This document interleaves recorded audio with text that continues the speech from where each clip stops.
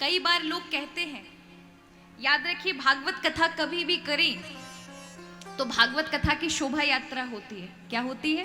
कल आप गए होंगे ना शोभा यात्रा में, गए थे?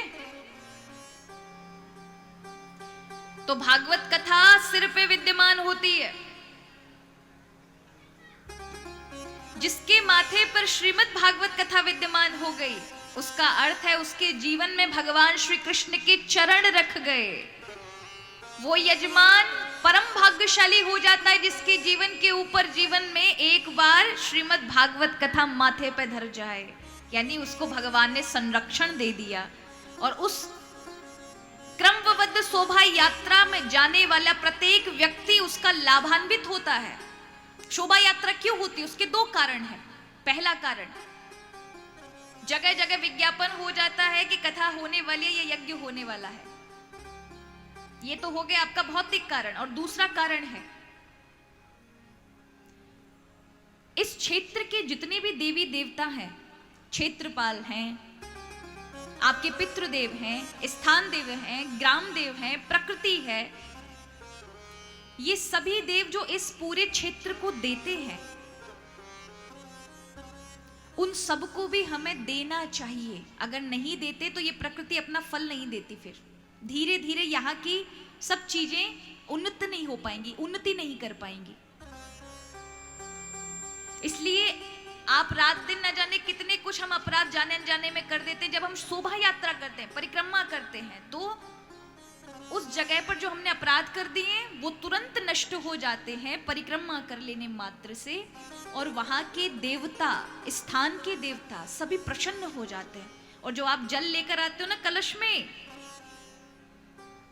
ये जल में बैठ करके ही देव आते हैं और 7 दिन तक कथा के मध्य कथा श्रवण करते हैं।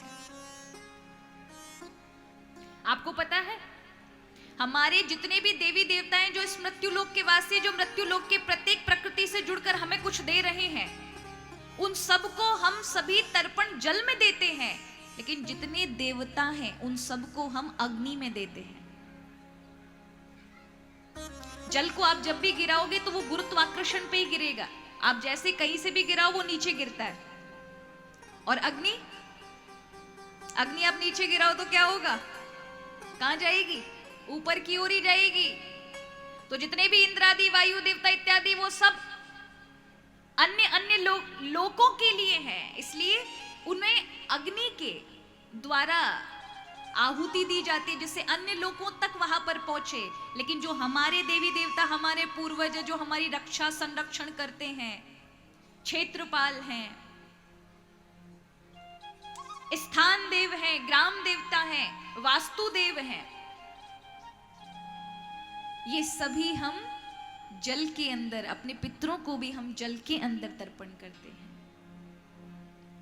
तो जल के अंदर जब आप जल कलश यात्रा निकालते तो जल के अंदर विद्यमान होकर हमारे समग्र देवी देवता आते हैं। जिसके माथे पर कलश होगा उस परिवार के सारे पितृगण उस माता के उस जल कलश पर बैठकर आते हैं।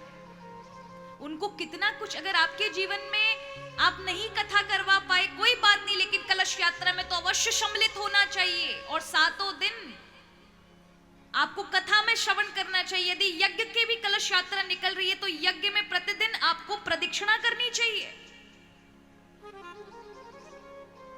ब्राह्मण इत्यादि जब यज्ञ की आहुति कर रहे हैं तो उसमें भी अगर समय निकल पाता है तो देख लो, उसका भी महान पुण्य मिलता है। प्रदक्षिणा कर लोगे उसका भी महान पुण्य मिलता है। उससे आपके देवताओं को संतुष्टि मिलती है जो वहां पर विद्यमान है, आपको आशीर्वाद देके जाते हैं। याद रखिए, भगवत कृपा भी तभी उतर पाएगी जब आपने अपने पितरों को प्रसन्न किया होगा।